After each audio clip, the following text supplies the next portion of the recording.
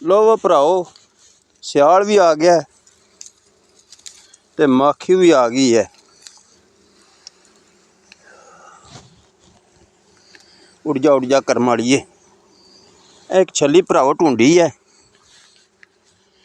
ते लान लिया मैं।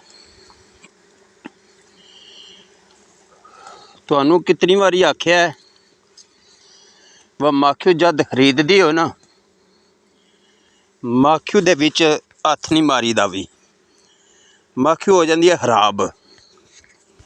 फिर तुसी आखदे हो वह जम गई है तो वह बन गई है खंड। ये खंड नहीं बनती है भी, ये जम जाती है।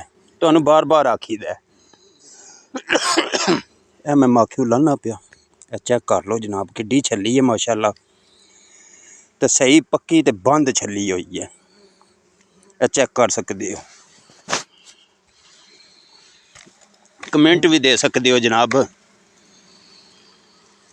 चेक करो माशाअल्लाह किड्डी खूबसूरत छली है।